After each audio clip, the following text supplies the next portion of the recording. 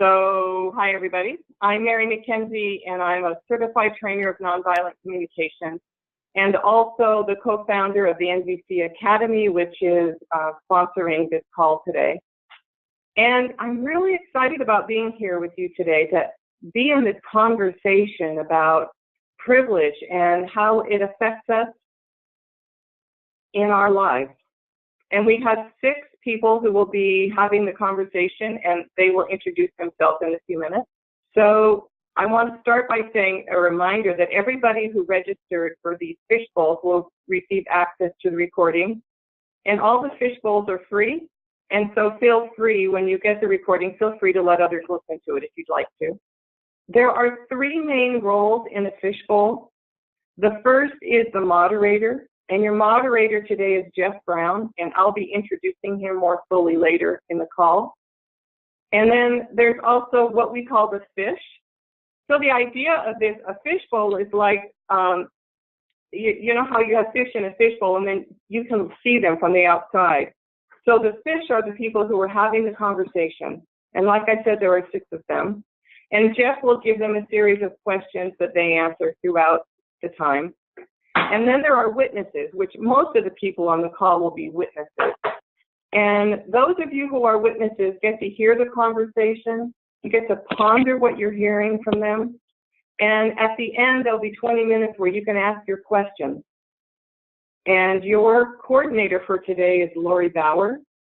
And Lori will be taking all those questions. She'll be managing the chat room and making sure that the questions are tracked and all of that.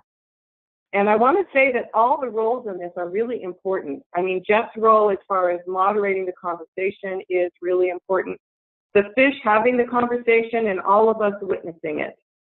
And for the witnesses, I would say do our very best to keep our hearts open, our minds open. Come to this with a beginner's mind as best as you can. And I want to start by telling you what our definition of privilege is that we're working with right now. And this may change, actually, at the end of this conversation or throughout these conversations we're doing. But right now, our definition of privilege is this: the systemic benefit and advantages gained by members of a privileged group through their affiliation, conscious or not, and chosen or not, to the dominant side of a power system, such as race, gender, sexual orientation, age, economic status, disability, and religious affiliation. That's the current definition we're working with, and the topic today is about how has privilege affected or not affected white people. The next conversations are men, affected men, then women, and then people of color. So I'd love to introduce Jeff Brown, and then I'm going to turn it over to Jeff to be your fearless leader for the next hour and a half. So I've known Jeff for many years. He has been a certified trainer with the Center for Nonviolent Communication since 2005. He has a master's degree in spiritual psychology from the University of Santa Monica. And he's led hundreds of trainings throughout the U.S. and several other countries, trainings in nonviolent communication. And he's led challenging conversations with people in conflict using mediation, victim-offender reconciliation, and restorative circles. Jeff is one of the most well-known trainers in the world, and he is a trainer and consultant and previous executive director with the Compassionate Communication Center of Ohio. And I want to say just generally about Jeff, he's known for demonstrating a combination of authenticity, vulnerability, and humor. And I'm certain that you will enjoy his moderation today. Jeff, thank you so much for being here. So grateful to have you as our fearless moderator today. So I think I've lost steam on my joke a little bit with the technical stuff, but I notice energy in my body right now. It's like that I didn't have in the whole time preparing for this. So that tells me that this topic matters to me, and that there's some vulnerability with it. So I want to appreciate all of you for joining here, the fishbowl folks, which you'll meet in a moment. as well as all of you who are witnessing and being present to what I consider to be a really important conversation, a vulnerable one, and a scary one, because this is a topic that I see being discussed in our world at large in a way that is not very inspiring or effective to me. I mean, when it's being discussed, I'm happy that it's being discussed. But I'm glad that we have in this call the overlay of nonviolent communication, which are tools that we can use to direct our attention in certain ways. So I'm appreciating Mary and Mark and everybody at NVC Academy for entering into this territory for the application of NVC, nonviolent communication. Because after all, what is NVC for? I ask myself that a lot in recent years after being a trainer for so many years. Well, yeah, I learn all these skills, and then what for? What do I use them for? Obviously, I use them in my personal life, and that alone has never been completely fulfilling for me. I want to apply these tools to the world that's around me and to help fulfill Marshall Rosenberg's original dream, which inspired me so much, was to create a world that works for everyone. Those aren't his words exactly, but that's what I took from what I learned from him. So I want to share just a brief snippet about me and then introduce have the fishbowl people introduce themselves. And I just want to share one thing about this topic that may help you see me. And that is, for a long time in my life, I'm 45 now, so for at least 25 years, let's say, I've heard a lot of people say something like, well, I don't care if you're white, black, green, blue, or purple. I don't see race. Doesn't matter to me. And every time I've heard that, which is probably hundreds of times now, I cringe. I'm kind of like, ugh. And I think to myself, really? Really? It doesn't matter? And I didn't know nearly as much as 25 years ago as I know now, but I remember always thinking, really? First of all, I was skeptical when I heard statements like that a person really didn't see race, at least on an unconscious level. I think most, maybe all of us do, based on our conditioning. But even if it were true that a person could not see race and think, hey, if we're all purple or green, no problem, right? Even if that were theoretically true, it was always white people who I heard making those comments, at least that I can remember. And I had a sense that for people of color, that statement did not have much relevance. I sensed people's reaction, people of color, when they heard that, and I started wondering, and I'm thinking, no, I don't think that really captures it. So I'm happy that I've learned NVC. We're going to use that overlay here to have this discussion.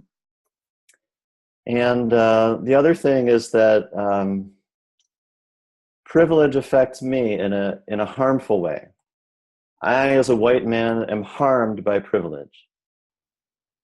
And I've only come to realize this in recent years, but my quality of life goes down as a result of the fact that there is such a thing as privilege, even though I am a more privileged person based upon who I am.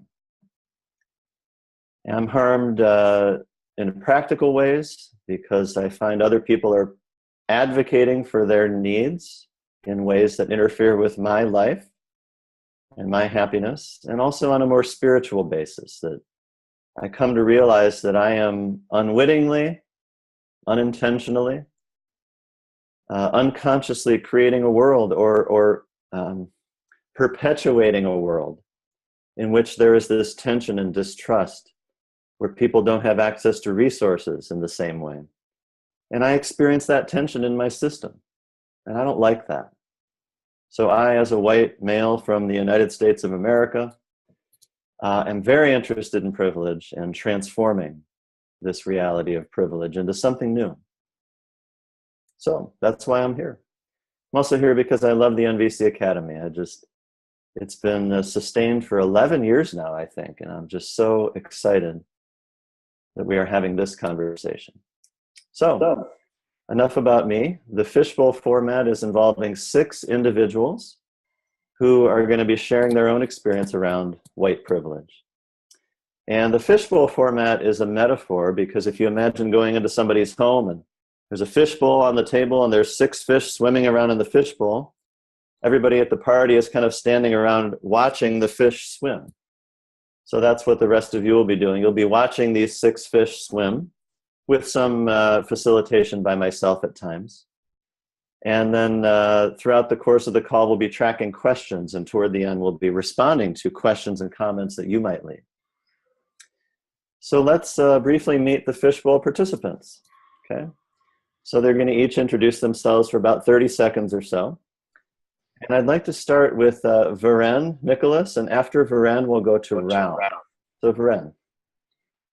Hi Jeff and everyone, I'm Varen Nicholas. I live in Scotland, in Glasgow, in Scotland.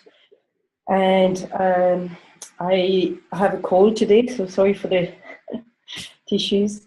I offered to be a fish because the question of privilege has been with me for a long time. I'm from France originally, and I grew up in Africa until I was 18.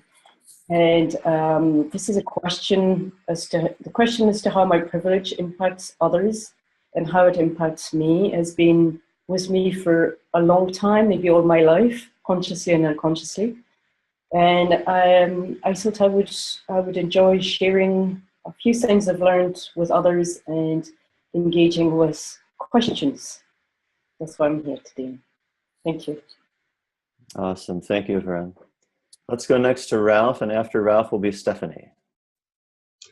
Howdy, my name is Ralph Nelson, and I live in Richmond, California, and I am a recovering racist, and I will be for the rest of my life.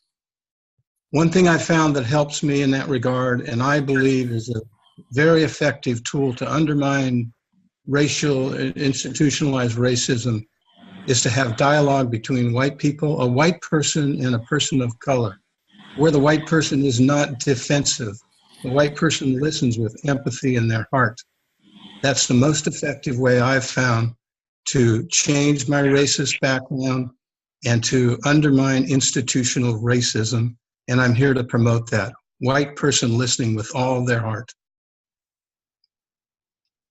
I'm really moved by that, Ralph. It's a pleasure to meet you, and I'm appreciating your expression there. Thank you. You're welcome. Let's next go to Stephanie, and after Stephanie will be Leaf. Thanks, it's a pleasure to be here. My name's Stephanie and I live in Miami. I grew up in the segregated South, where the pain of that system and the inequality of it was very apparent to me. I've spent my life as a teacher, mostly in inner city schools, though also in schools of privilege and in institutions.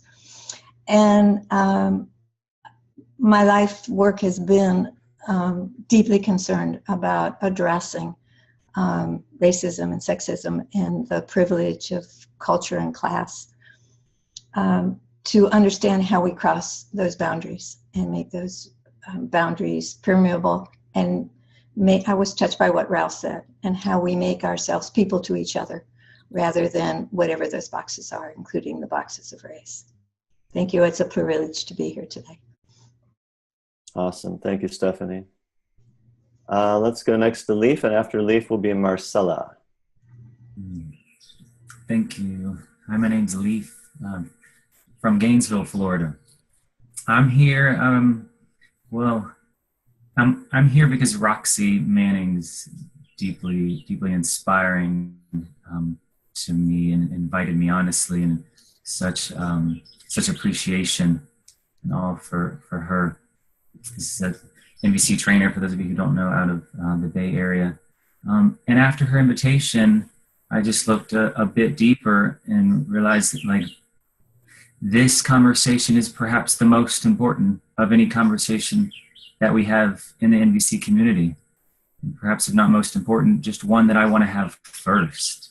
That if we're not addressing this unconscious conditioning that says we're somehow more deserving as white folks, that I won't have the world that I want to live in, which is where really everyone's needs matter. So just this conscious addressing of the privilege in the room is something I just find essential. So happy to be here. Thank you, Leif. Happy to know that you've been with Roxy. For those of you who don't know, Roxy Manning is one of our colleagues, a trainer, and she's actually part of this Fishbowl series, I'm pretty sure. All right, so let's go next to Marcella, then we'll end with Craig. Hi, Jeff. So yes, I'm here, I think, in part because I've been very curious about this idea of inclusion. How do we include individuals?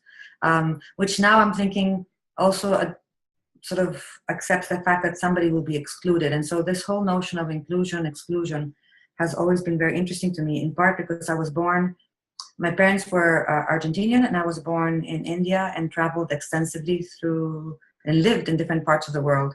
And I had perceived a difference in socioeconomics as being that of, people of privilege, and not because in those countries it was not segregated based on color or race, but maybe religion or socioeconomics. So I was curious about that, and it's been only here now in the US, where I've lived for the last 30 years, that I've noticed that there is a difference with respect to color. And also, having taught in different school systems, it has been apparent to me that my own awareness and consciousness around privilege is still unraveling. And so I'm really excited about the possibility of having conversations, even when I acknowledge that it causes discomfort and fear. And in fact, it's those feelings that remind me that this is very important and very valuable, and really appreciating those who've shown up, and NVC for creating the kind of space that allows people to venture into what sometimes might feel very, very risky. So thank you. Awesome. Thank you, Marcel. In fact, one of our questions today is about that discomfort that you pointed to. Is why is it often uncomfortable to have these discussions? So we'll talk more about that in a bit. Okay, so finally, let's hear from Craig. My name's Craig Preston. I live in Costa Mesa, California, and work as a financial manager, accountant type person for a software company in Anaheim. Been involved with NVC for about 8 years and have enjoyed what I've learned there. I grew up more in a military family until around age 7 when my parents divorced. And then I grew up in Northern California until I went off to college and was part of a fraternity, and have been through different phases of my life of being involved with white culture and mixed Latino cultures, and then did a period of time as a missionary in Hawaii. And so yeah, I'm glad to be on the call to be part of this and to share my experience, both the good and the bad of it. What's alive right now is that I was with some friends last night for dinner, and I shared my excitement to be on this call. And 2 of my friends said, "Oh, I'm so tired of hearing about white privilege." And I felt a little sad hearing that. It's a new topic for me. And but I was thinking some of my friends actually might be upset with me that I'm even on this call and participating because of their reaction to it, that is bothering them. And so, so I'm carrying some of that energy to wonder what's alive for them, that they would have that reaction and be resistant to this going on. Glad to be here. Thank you, Craig. I really like that empathic wondering that you have about wondering what it is that creates this reaction in them. That's exciting for me, so thank you. And I want to go back to you, Varen. I think I made a comment after each of the other people spoke, and I don't remember making a comment after you spoke. And I think it's because you seem so familiar to me, so I just wanted to express my joy in seeing you and having you here too. Thank you.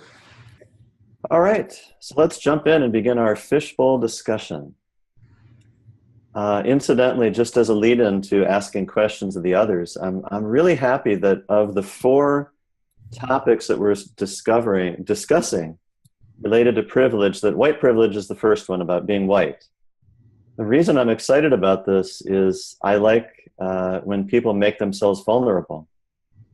And I like people in a privileged position taking leadership and initiative in leading with this vulnerability.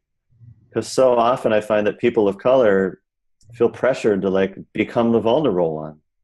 So anyways, I'm just excited we're having this one first. So my first question to ask the group would be, how have you as an individual experienced privilege?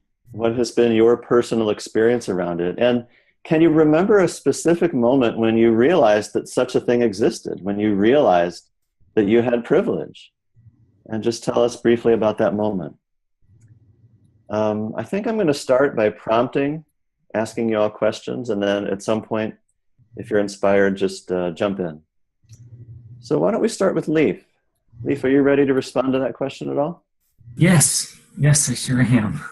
Yeah, growing up in the classroom, I was really longing for connection from my teachers.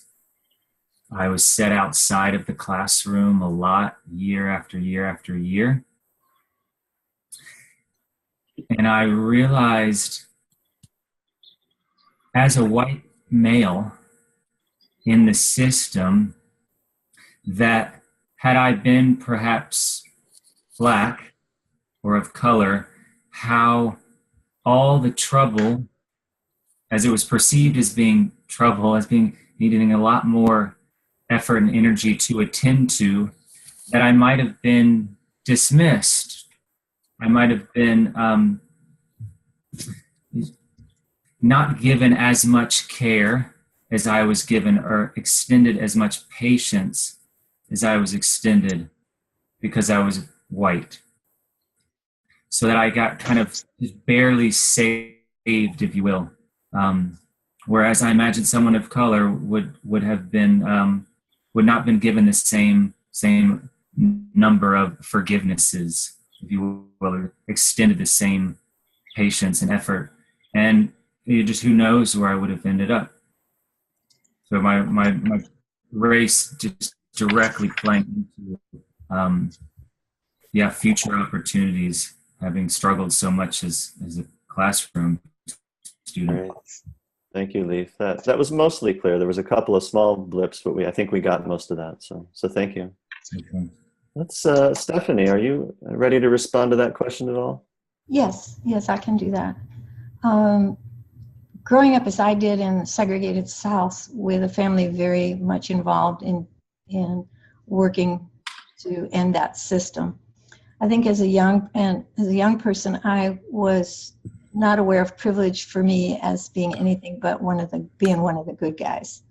But just not aware in my early years about privilege in any negative sense for me, but just as being one of the good guys operating in support of ending segregation.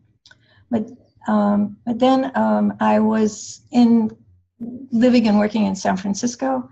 My life circumstances changed, and I was no longer a married, college-educated teacher, wife of a professor, but I was living more in poverty with an immigrant family, and found myself an advocate for a student in the school system.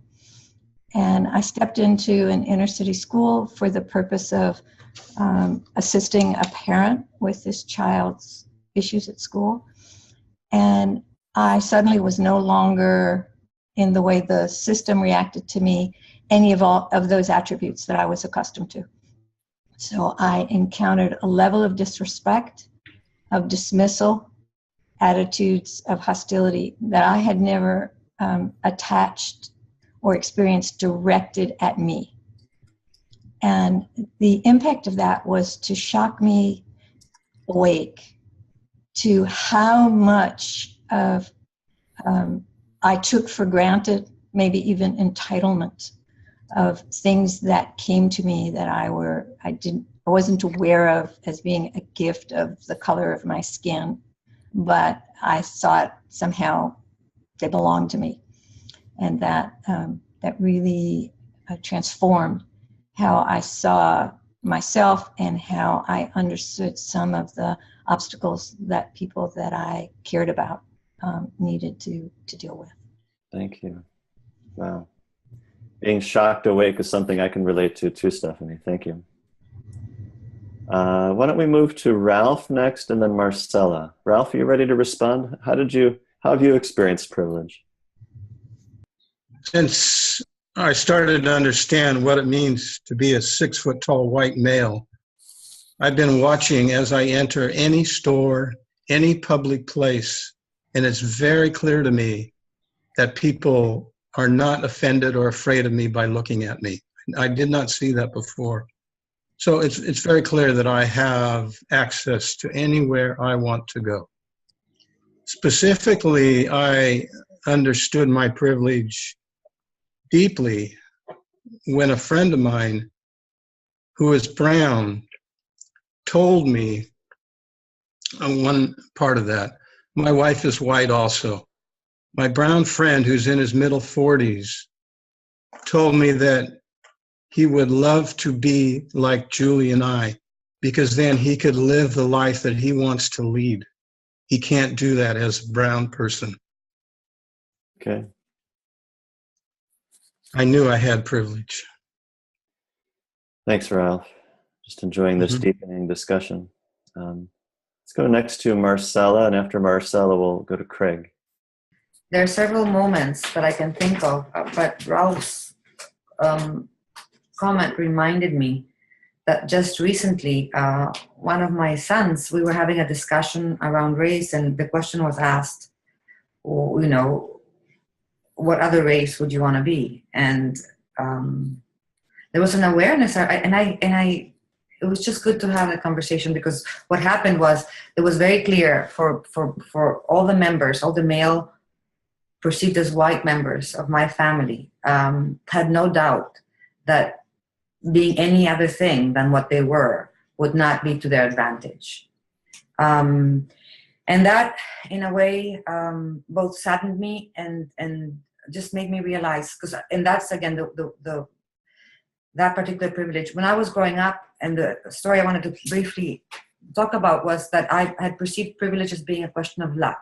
Like, you got lucky if you were born in a family that had access to economic resources or not. It was not tied to hard work or the ethics that I know in the US is very predominant around privilege, that you work for the privilege, you work for that access. So entitlements is an interesting word for me, but it was at the time tied to luck. And I remember one particular instance when I first sort of gleaned this. My mother, who is quite an interesting character, we didn't have conversations around privilege, but she had certain notions, and we were being taken care of by the babysitters, and were having somebody in their family was having a birthday party, and they had invited us. So my mother said, well, you have to go. And I go, well, I don't know anyone. And he goes, well, you know so-and-so. And I go, yeah, but I won't know any of the kids, and I want to be able to play. Well, you go with your brother and sister. So it was no choice. I had to go. And they lived in a very poor area of town, like it would be considered sort of like the slums. And I remember thinking, this is interesting, because we had to go through ditches and garbage heaps. And I remember thinking, I wonder if my mom knows that we are walking through this, because we were not going by car to a home. But I had just to make it brief, several things happened. But I remember there's a clear memory around everyone catering around us. Like, we were sort of like the guests of honor. I kept on thinking, the birthday party girl is over there. But so I had a lovely time. I had a warm, people were laughing. All the kids wanted to play with us. It was beautiful. A week later, we had another birthday party to go to. And this was from a family that was very well off. And they had a go-kart. I mean, they had an indoor cinema. And I remember there was a moment like I'm thinking, wow, these two parties are really different. And in what way are they different? And, you know, everything was different, but not the color of the skin. Not for me. I was still different from either one. So I'm not really sure what I'm trying to say, except it still lingers, and it's still sort of, and between how does entitlements come about? And in my mind, it's very highly tied to power and who gets the resources. Yes. Thank you, Marcella. Okay. Let's go next to Craig. Craig, how have you experienced privilege? The answer to the question for me of when was I first aware of this, and a general statement first of the idea of white privilege does seem like something I wasn't aware of. I just grew up, and my mother, my father, my brother were my same color, and we had the same standard of living, and that was just my world. And so this process when Marcella talked about even being invited to another person's birthday party and the contrast starting to be revealed. So I'm feeling grateful for times where I have traveled around the world to see different cultures and wanting to soak up the difference, and so that I could become more aware. The first time, though, I became aware of my benefit, the privilege, was in 1995. I was unemployed. I was between careers, and a friend of mine, a female, had worked with me, and she had done it a year before me of transitioning to a new profession. And I remember her having trouble getting employed. And she was trying to get a job in the aviation industry, and it was a very male-dominated industry at that time. And my thought was, I don't think I'll have a problem because I'm a white male. And I've had this sense of security, financial security, that I think I'll be able to put food on the table. Because out of all the colors on this planet and my sex, I will probably be more employable than if I wasn't that way. So I breathed more easily, but there also was a sense of sadness that the difference was that way. Another one that comes to mind is I remember when I was dating, my parents are from Michigan, and even though I wouldn't call them racist, they still grew up in a world that had a black-white split. And I started dating women of color. And my mother at one point said, "Craig, it's been 3 years since you've dated a white woman." It just caught my attention of how that was the world I grew up in, where there was still this expectation that I might date women of color, but I'm going to marry a white girl. And I ended up not marrying a white girl. I married a girl from Iran, and that was a little uncomfortable for my parents. And one more little story on that, though. One time, my wife, though, confronted me when I said, "Well, what do you put down when you put down your ethnic race?" And she goes, "I put down white." She says, "Craig, I'm more Caucasian than you are. The Caucasus Mountains are from Iran." And I was like, oh, that it kind of put me on my place that here I am thinking I'm white, when really when we use the word Caucasian, my Persian wife was more Caucasian than I was. So those are my stories so far. Come on, Craig. It's been 3 years since you've dated a white woman. How long is it going to take you to come back around? I'm chuckling. That sounds like something my parents would have said to me. So, and when I challenged her on it, it had this idea of, well, she was just concerned about the children, because if we had mixed race children, they might get treated poorly. And so I appreciated her concern for my children. And she probably experienced that there were probably people in her world that had been treated poorly because they were mixed race. Oh, I love that wondering what it is that leads some people with privilege to have these concerns. I'm enjoying that inquisition as well. What is that? What stimulated that discomfort for her? Yeah. Right. Thanks a lot, Craig. Varen, let's go to you. How have you experienced privilege? And let's make sure we have you on the audio. Lori, I'll wait for you to give the go ahead. Yeah. I was listening to everyone, and Ralph's story and the emotion that I think I witnessed in him made me think that my experience of privilege can be summarized as one word, or maybe two: separation and confusion. That's how I have experienced my privilege, and I've not been able to put words on my experience as such, but the experience of separation has been very strong all my life. And when I grew up in Africa, it was very clear that I was different from the local people, and that I had more resources in all kinds of ways. So from a very early age in my life, I was actually experiencing differences. And then I went to South Africa in about 15 years ago, and I took part in a course for for several weeks, living in community. We were 40 women mainly from Africa and Asia, and a few of us were from the West. And at the end of this training program, I experienced a lot of confusion, because many of the women who I had studying with were seeing me as almost like as an enemy. It was very painful. I had no idea what was going on. I couldn't understand why a number of people in the course were mistrusting me and in fact, using labels like "you're racist" and all kinds of things that I was completely bewildered by it. I had no handles to help me understand what had happened that had created that experience for them. And I started to put the pieces together really by asking for feedback from people on the course. And then since then, every time I've got an experience to ask for feedback about how my privilege impacts others, I do, because I just find it such a painful situation, in fact, to in a way to have been born with privilege and to live with it. And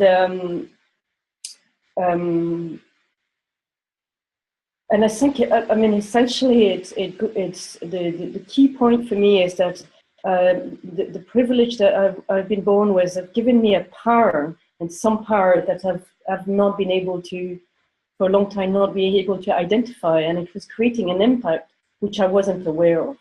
So just to finish on that course in South Africa, one power I had was that I wasn't afraid of being marked, of studying. I wasn't afraid of being friendly with the facilitators and the tutors. And so I had great relationships with them. And most of my other fellow trainees were in deep pain in relation to the whole marking and a lot of lack of confidence. English wasn't even my first language, and yet I was navigating it really well. And they were deeply suspicious of the fact I was so friendly with the facilitators. And I had no idea about that because I was comfortable with it. I had no problem being part of, relating to everybody. I had no fears about being marked. I'd been through an education system, I had degrees. It wasn't a problem, but for them it was a huge deal. And so that's how my privilege played a really difficult role in how I was in community with others, in solidarity with what they were experiencing. I was completely blinkered to their experience, and as a result, I was separated from them. Yeah. Well, I'm inspired. I just want to share briefly, when I hear you say that, Varen, I remember certain times where I found myself in other communities of color, let's say, as the only white person. And one of the effects on me is I sensed either overtly or under the surface resentment and lack of connection, lack of trust, which took me aback, and it really impacted my experience there. So anyways, I want to continue with you, Varen, just to have some continuity. I want to pose the next question and have you be the first person to answer it. So I think it's often uncomfortable for white people to have these discussions like the one we're having today, either in a big group or a small group. Why do you think it's uncomfortable for many white people to have this discussion? And if there's anything that you would like white people to understand or to consider, what would that be? Varen? I could say, for me, simply it's uncomfortable because it brings up a lot of pain. And there is something very vulnerable about recognizing that that something that I didn't choose, didn't do anything to acquire, i.e. this privilege, is impacting other people very negatively. It has an impact on their dignity, on their sense of self, on their sense of confidence. At least that's what I have experienced, my privilege impacting others. And again, this sense of separation is very painful. It's the confusion that comes from it, and the sense that I'm triggering pain for others. Yes. And I don't want to experience that. I don't want to be in touch with that. It's too difficult. Yeah. So that's the primary reason for me why it's so uncomfortable. Yes, thank you. Thank you. I'm very moved by that. I want to next go to you, Ralph. Ralph, what have you to say about this? Why do you sense it's uncomfortable for many white people to be discussing this? And what would you like people to be aware of? I spent my childhood dodging my dad's fists. So I grew up with a lot of anger, a lot of low self-esteem. I've had depression. And when I first started hearing that, people of color go through a lot of problems in society, well, I started arguing, yeah, but I have my problems. these are my problems, and they're severe as well. So it took me a long time to realize that I still have a position in society, and I still have my elevated status, even with my situation. And when I'm able to, remind me again what the question was, Jeff. Well, just that, why do you sense it's uncomfortable for many white people to have these discussions? And, the follow-up question is, what would you like people to realize or understand about white privilege?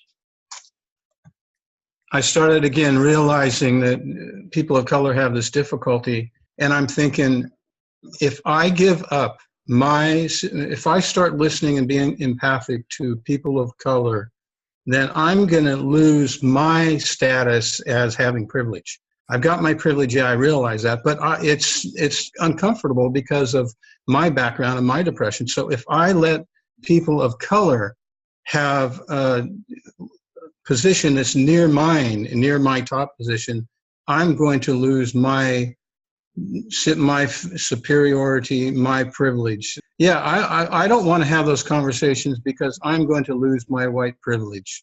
And that's why I don't do it. I don't do it as easily as I could do it. Thank you, Ralph. And it reminds me of one of the principles of nonviolent communication that brings us all together here, which is everyone's needs matter fully.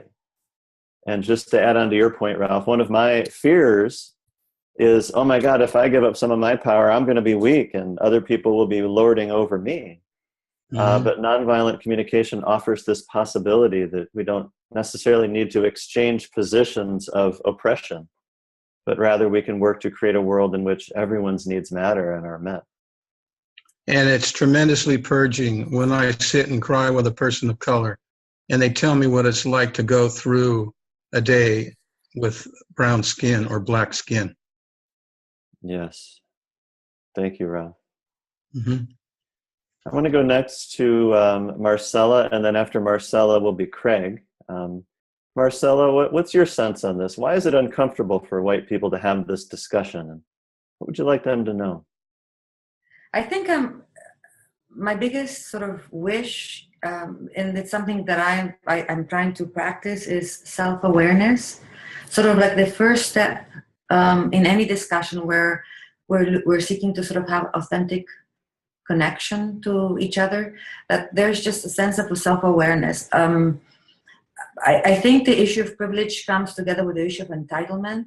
And then there's both, I think, like Ralph was saying, there's the fear that if I invite others into it, there's just not enough to go around. And therefore I will lose mine. Or even worse, it'll be reverse. And the idea of reverse discrimination has also been a hot topic. And neither one is satisfying, I think, to any group. But ultimately, it's the personal. So I think systemically, it needs to be addressed. But where the changes happen is at your own sort of personal level in your community. And I find myself, when I go in and suddenly notice something, and my self-awareness has to do with, I don't really care too much for the comfort of others, which is a problem, because then I tell myself, well, then that's you wanting to talk and not necessarily you caring about the group you're in. But I like say, wait a minute, does this make any sense to you? You have so and so and so and so, and those kind of outbursts. And after NVC, I've become more mindful. It asks me, what is my intent? What am I trying to achieve? And so in now paying attention to other people's discomfort, I've become a little bit less judgmental, because I say, well, yeah, you're not comfortable because blah, blah, blah, blah, blah. And I can even feel my energy like, wow, yeah, easy for you to say because you're in privilege. And I think it's difficult because on the one hand, I've been with people and have been also identified as somebody of color. And I find myself having to cultivate patience with all of us, with the people who have been trapped out of no choice into thinking of themselves and the way society treats them as being of so little privilege and so little power. And also being impatient with those who take it for granted, like, well, that's the way things are and they're not about to change. And so for me, NVC has been sort of transformative in that if I really want to authentically have a conversation, I, first of all, have to allow myself to become uncomfortable, which is very difficult to do because I have, again, unconsciously have set up wonderful strategies where I don't even go there. I don't even go to that place where I feel vulnerable. And nor do I necessarily want to talk about it. I'm always pointing the spotlight at a situation or at other people. And I'm realizing that I need at some level to start with the spotlight on me, which is why I'm appreciating what everybody's saying and saying, here's where I'm coming from. And, you know, and I'm hoping that in discussion, I can get clarity on what options I have of how to live in the world. Yeah, I'm moved by the vulnerability theme about being willing to be uncomfortable, making oneself vulnerable. So thank you, Marcella. I want to go next to Craig. After Craig will be Stephanie. And Craig, before you speak, I just wanted to mention briefly, many of you have done this already, but if you have any questions that you would like any of the people to respond to, please type them in the chat. Some of you have already done that, but in a few minutes we'll be moving to that and starting to respond to some of your comments and questions. Craig, why do you think it's uncomfortable for a lot of white people to have this discussion? What would you like them to know? Marcella talked about how privilege, in a sense, is kind of like power. And so I'm thinking I'm the oldest born son in my family. And so historically that would mean something of who's going to get the most inheritance or who's going to have the most responsibility to keep our stuff, keep our land holdings. When I think of the history of England hundreds of years ago and how keeping control of the land was powerful. And so I could feel the fear even come up in me of if we're going to say that I have privilege and we're going to talk about it, then what else could happen except something bad, that I'm going to lose something. I'm going to lose power. I'm going to lose control. And to the point where maybe I'd lose my ability to feed myself. And so when I just go into that of my own self-concern, then I lose focus on how, wait, everybody else has the same concern. I think Marshall Rosenberg used to say, if anybody's hungry on the planet, my need for food is not met. And so trying to get to that broader picture of all needs matter. And I'm so grateful for Marshall teaching me that as well, that how can I dog for my needs and not step on anybody else as they're trying to get their needs met. And so I'm just focusing on that at the moment. Why this is uncomfortable is because we have such a history of private property, of land ownership. Right now we're thinking about putting a wall up to keep people out of our country. And yet I think the American Indians, what if they put that wall up right now and said, you know what, we've changed our mind, Mr. Columbus, we're putting a wall up, go back to Europe. And then where would I be left? I'm like, wait, but I've lived here for hundreds of years. I have to go back to Europe. I'm an American. And the Indians could say, nope, we put a wall up. So I'm feeling some of that right now of what is my place? Why do I even think I'm having a hold to this land? Because others were here before me, and yet somehow I have this ownership aspect that I own the land. I think that was beautiful in the Native Americans when they didn't think of it as owning the land. Probably that they thought the land owned them. So. Right. Thank you, Craig. So let's go next to Stephanie, then we'll finish this round with Leaf. Stephanie, what would you like to add to this discussion? Western world in America, as opposed to being a white person in American society. And what I mean by that is, as a woman, I don't feel guilty about my privilege. I just feel an obligation to use my privilege to extend those opportunities to women that don't have the safety and advantages that I do. But I think it's hard for us as white people in the United States to talk about this because there's an implication that somehow if I'm white and there's privilege attached to that I have done, I'm complicit in an evil situation and I have done something about which I must be guilty. And there are many judgments potentially directed at me that may be hostile or feel that they're not really reflective of how I see myself in the world and how I choose to act in the world. So it becomes difficult to connect over that that way of seeing each other. moving away from seeing each other and having a conversation as a person to a person, as opposed to having a conversation as icons or images of one racial group or the other.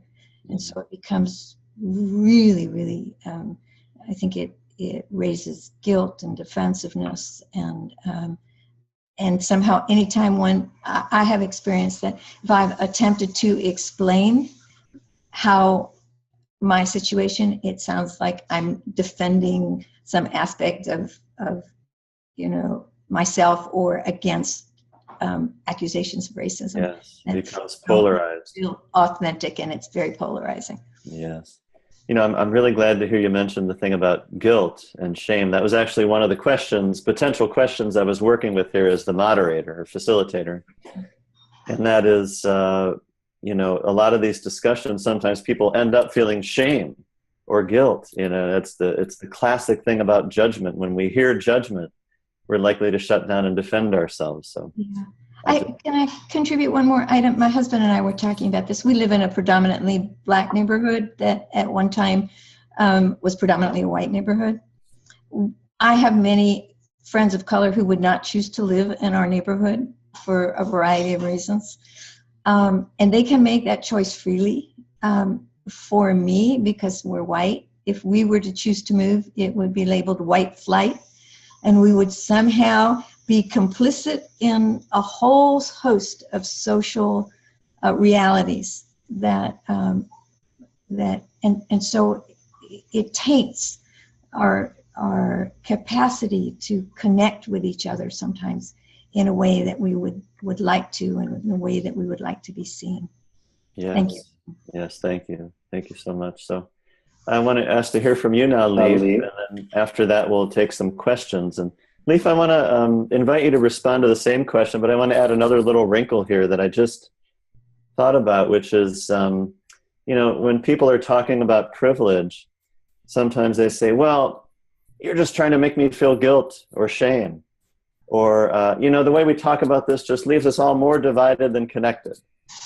So have you thought much about that, like about how to talk about these issues and how to avoid them resulting in guilt and shame? Or how would you go about this? Anything you want to say about that? Yeah, I so appreciate this. It's something that Craig said earlier really resonated with me, or more about his essence of just getting curious about what stimulates the other, what makes it difficult, for example, my dad, to have these conversations. I first want to jump to a judgment like this is absurd to think that talking about this topic, further disconnects us, like nothing farther from the truth. So I notice my own self just get really angry quick and worked up if I were to let myself. I think it just speaks to just how I long to have diversity, have us risk the uncomfortable.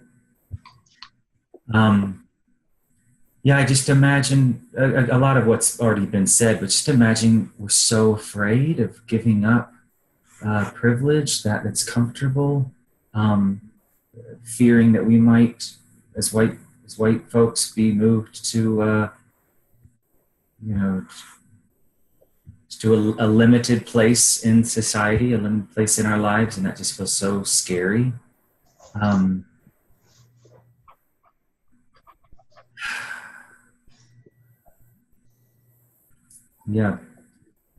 know what else to say. Okay, great. Mm-hmm. Appreciate your comments. And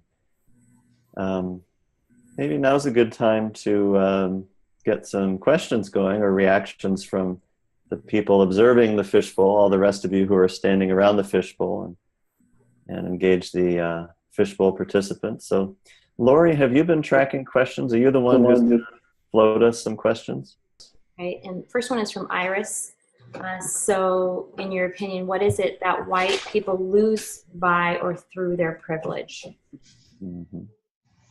And I love that. Go ahead.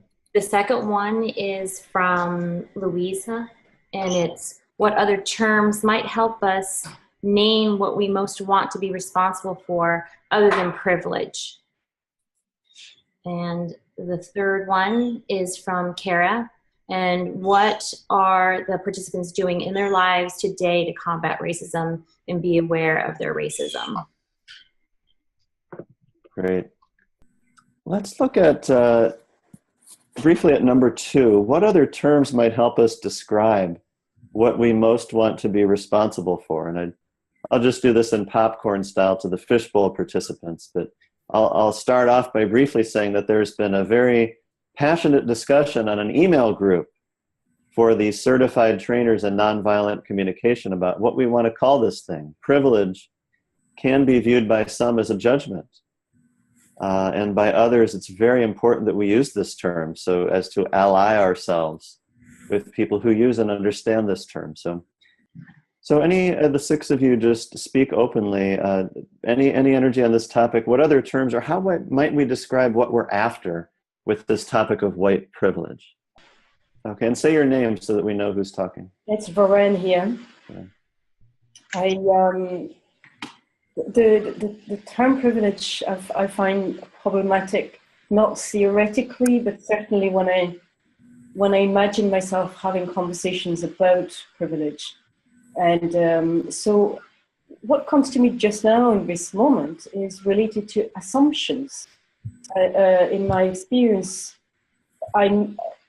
my privilege leads me to make assumptions about people that are really unhelpful to create connection and trust. And I think so assumptions and a weak muscle in asking questions, starting from scratch, maybe is the way I would describe it. I would love to be more practiced at knowing that I need to start from scratch. Literally, curiosity, openness. Yes, I hear a beginner's mind is the term that comes to me when I hear you speak. Exactly, yeah. I'm going to go ahead and say that for me... And this is Marcella? Marcella, I'm sorry. This Great. is Marcella. And I do think, as far as terms are concerned, one thing that's sort of been resonating for me, and this was based on an experience I had with a Native American. And being able to sort of move from being perceived one way or the other. I realize that, so as far as terms that we talk about, I think power, if one is uncomfortable using the word privilege, I think it has to do with systemic power that's given to us through externally. I think part of privilege, if I'm still using the term, is the notion that those who have it cannot see the privilege that others have. And so then the word becomes not very useful. But let's say that if I have power given to me by society based on education, whatever it is, I usually see the other as disadvantaged. And that may cause shame or guilt. Shame being how I perceive myself, and guilt, my actions, lack of, etc. So if I see somebody who's disadvantaged, a homeless person, etc., there's and again, to me, watching homeless people as I'm driving always produces a reaction in me, and it changes depending on my state of mind. But I usually go back and I do feel a sense of shame or guilt, and I'm thinking, why am I feeling this? It's not my fault, you know. But it's to acknowledge that there's a discomfort when I see having access to something that others cannot. And the issue but the other part of it is that I have people that I've met who are very happy in their homeless state. And at some point it's been shifting for me to realize when I think I have privilege and power, and I think the other one is totally disadvantaged and oh, poor them. That in great part is true. But I also have to acknowledge that society has convinced me that I have it better off, and therefore I need to protect that which I have more of than the person who doesn't have it.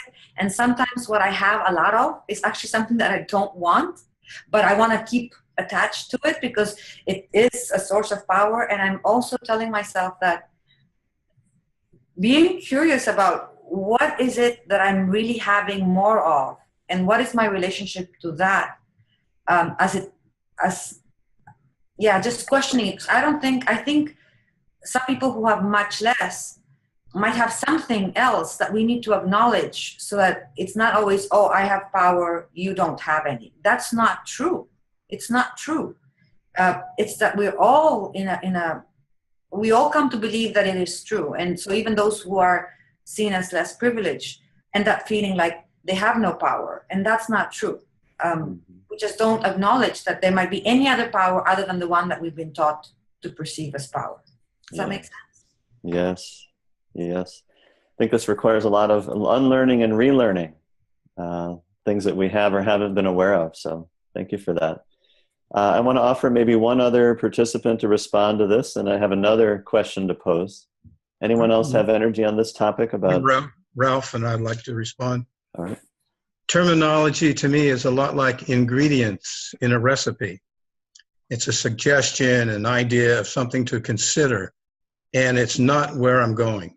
I'm going to put these ingredients together to create a fabulous meal that can be enjoyed emotionally and physically. And if I'm focusing on the terminology of a conversation, I'm not focusing on where I want to go. Where I want to go is understand and your emotions, understand what your needs are, understand what your values are. So if I get hung up on the terminology, it doesn't help. I like to use that as a starting point, as a suggestion to get me to where I'm going, just like the ingredients in a recipe. Put them together and create this gorgeous thing. It's the terminology discussion is too heady for me. It voids the emotions. I love what I'm hearing from you, Ralph. I resonate so much because my tendency from my past education is to become preoccupied with, the heady part of it as a way to avoid the vulnerability. Because if I can occupy myself with pontificating about what's the best term or anything like that, I'm losing the essence that I hear you pointing to. So. And you're being a real male, right? Yeah. Mm-hmm. Real man, that's right. Yeah. Figuring stuff out. This is Stephanie. What Ralph's comments triggered in me was the realization that maybe I want to talk more about being aware whether all of us have the capacity, the power, the access to get our needs met. And if we do, then that's really, it seems to me, why, quote, privilege matters. Whether everybody equitably has access to getting their needs met. And if we focus in that direction, it divides us less and brings us more to a common space. I really love that as a segue to the next question I want to pose. Stephanie, you're already starting to answer the question I had in my mind. And that question, I want to start with Leif and Craig, give you an opportunity first, and then ask some of the others. So I'm combining a question that Lori gave to me, as well as one that Regina posted subsequently. So what are each of you doing in your lives today to combat racism or be aware of the racism? And then Regina said, what is the role of empathy in doing all of this? And I would even expand that to say, what is the role of NVC in having these conversations? So I want to start with, let's start with Craig and then give Leif an opportunity. So anything you're doing in your life today, and how might you use NVC, or how might you approach having these types of conversations? Craig, anything? Stephanie earlier mentioned a phrase of being shocked awake. Did I get that right, Stephanie? Yes. I don't know if she's on mute, but that as we just talked about the word, and Ralph talked about the terminology of it, but I'm trying to think, even my friends last night that were uncomfortable with me being on this call and talking about this, that they're tired of talking about white privilege. But I'm thinking, how can I recognize that there's been a lot of processes throughout my life that I woke up to, and I wasn't awake until I was awake. And so I'm still intrigued with Stephanie's phrase of shocked awake, of how can we maybe stimulate myself and others to become more awake. So some of it does seem about awareness. And so I'll turn that into now answering your question, Jeff, of what am I doing to try to wake myself up more, that I'm more aware of it. And not that I would go to shame or guilt because, oh, what a horrible person I am because I have this white skin on me. But in terms of privilege, really wanting everyone's needs to be met, that everyone would have a chance. I've heard at times where people even try to fight Congress saying, they have medical care for life and they should be on the same medical care we are on, and trying to diminish Congress's medical care, but trying to flip it the other way. What if we all got the same medical care, the good quality medical care that Congress gets? And so wanting to expand our world so more of us get the good stuff, as opposed to taking stuff away from people. And so I've been trying to do that myself, of how can I expand? And therefore I wrote down a phrase of, I try to go towards, get out of my comfort zone. And when I see somebody who's different than me, instead of going away and going to something that might feel more comfortable to be around people like me, I try to get out of my comfort zone and go towards them and take my curiosity. That NVC, that word is stuck in me of, can I go with curiosity and not judgment towards myself or others? In a practical way, I've been aware of even how I tip at a restaurant. That if I see a colored waiter or waitress, or a male or a female difference, or age difference, sometimes I'm trying to be aware of, sometimes I'll tip differently. And why is that? I'm single now, I'm divorced. And so as I date, am I dating and picking people based on certain types of colors? And some of that can just be personal preference, but why? And so trying to become more aware and wake myself up, and then be an example to others so they can be more aware. And this affects even my workplace, because I have a gal that works for me and she's African American. She was one of those children that was escorted into a junior high school with military people when she was a young person, the first segregated schools. And she has a lot of wounds around that. And so here I am as her boss, a white man, and criticizing her every day on how her work should be better, but trying to catch my words and provide a different experience for her that wouldn't replicate some of the harms of her childhood. And so she told me a story of how she had this math teacher that embarrassed her, had her go to the board and do math problems that she couldn't do, just to embarrass her, because he was so mad that there was a white girl in his class. And so one day I said, Benita, how about you go to the board and do this math problem for us? And I coached her and encouraged her. And it was a healing moment for both of us, but to bring our races together. And so I look for opportunities like that of how can we come back together? Yes, thank you. So I want to invite Leif for you to speak, and then I'm going to move towards kind of encapsulating and integrating everything we've talked about today. So Leif, do you see the role, NVC or empathy, having a role in any of this? And is there anything that you're doing today to address these issues? Gosh, yes. And I see the role of NVC, one of them, to be really self-connected, going into conversations that might otherwise terrify me, or that will still terrify me, but NVC is a way to move through my fear with courage. So to say self-connected when I might have triggering self-dialogue, or when I might hear something that's really hard. And ultimately, NVC is designed to have us connect, then just seems so straightforward to me. I almost feel silly saying it, like I want to connect with all people in my community. Like I want to get curious, as it's been said, about the needs of everyone.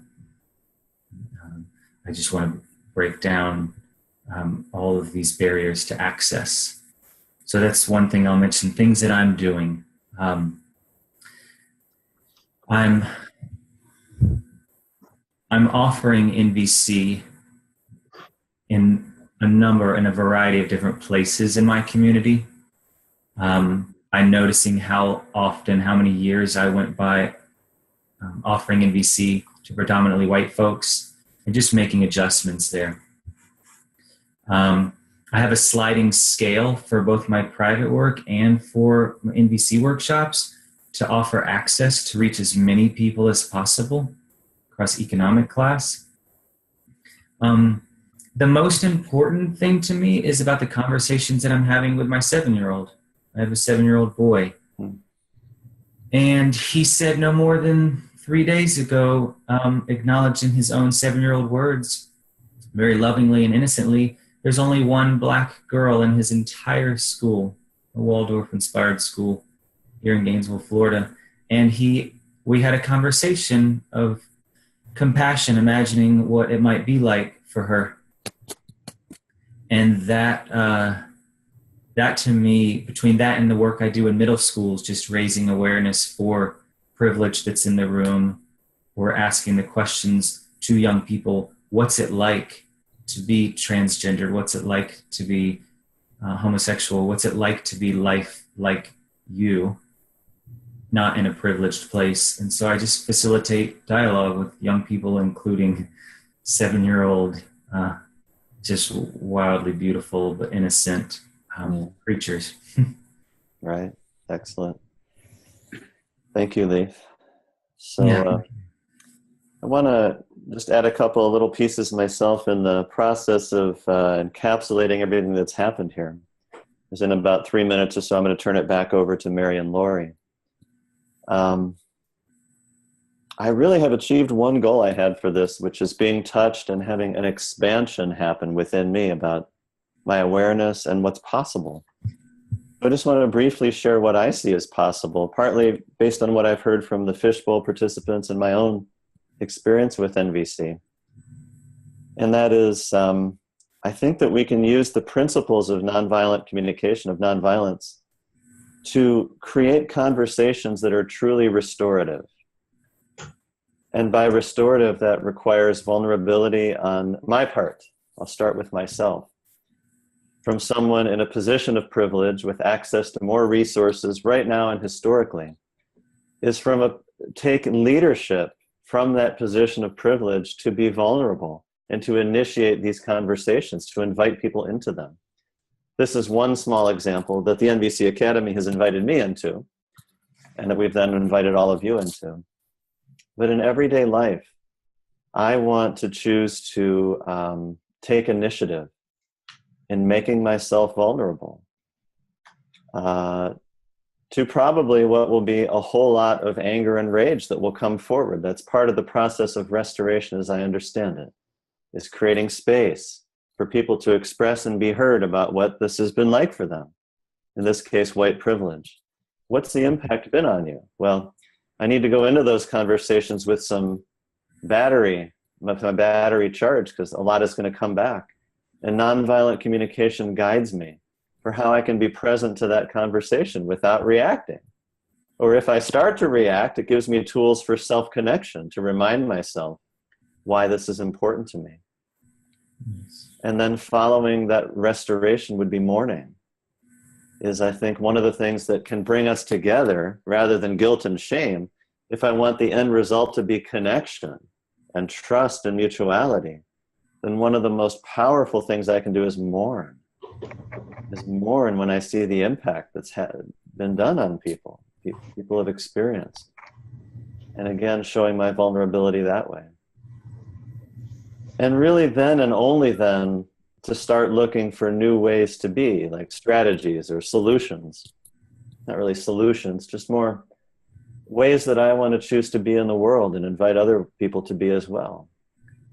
So after a whole lot of creating a space to listen, and so that other people feel heard and respected, and a whole lot of mourning, I might ask the question, what can we do now based on where we're at to create a world that works better for everyone? With this increased awareness, with this understanding, what shall we do now?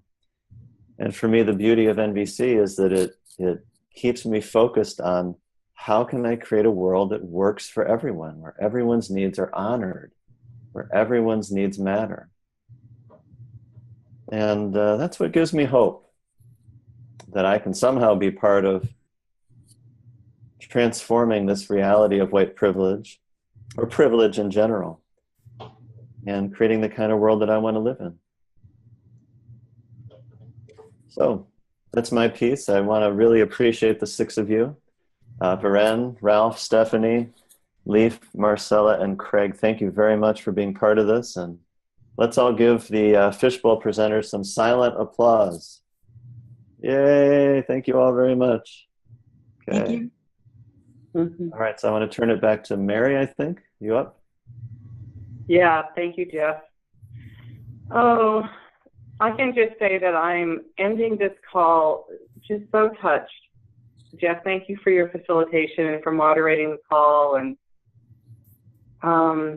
the questions that you asked and how you made it all come together. Thank you for that. And thank you for each of our fish. I so appreciate you. I'm so touched, actually, to be having these conversations on the NVC Academy. I'm so happy that we're getting started. And this was the first one of the series. So I'm so happy just to be in the conversation.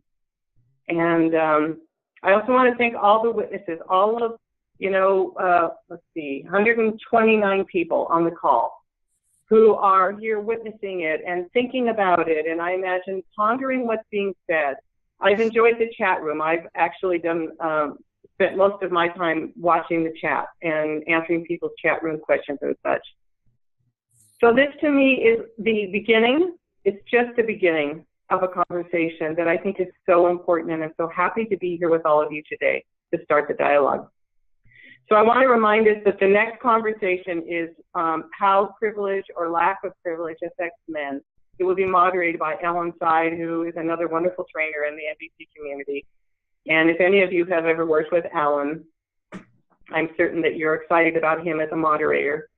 And that is May 6th, and it's the same time, May 6th. So I hope that you'll join that. And also consider signing up for our full conference, Removing Our Blinders, Seeing the Impact of Power and Privilege. Because that's when we're going to look at all of these topics even a little more deeply, actually quite a bit more deeply. So I'm just going to check in with Lori. Is there anything? I'm just looking at the chat room, actually, to see if there's anything else we need to say. Oh, one thing. Again, a reminder, everybody who signed up for this will get access to the recordings, and we would love it if you would send these off to other people. You are welcome to send the recordings off to others. And I think that's it. Thank you all so much. Oh, and Lori, I want to thank Lori, our beloved technology person. Thank you, Lori, for all your support of the process, supporting all of us in technology, and supporting Jeff with the questions, etc. Is there anything you want to say, Lori, before we close? Just to thank you and Jeff and all the fish. It was a wonderful morning. Thank you. You guys did such a nice job of bringing everything to life for us. Thank you.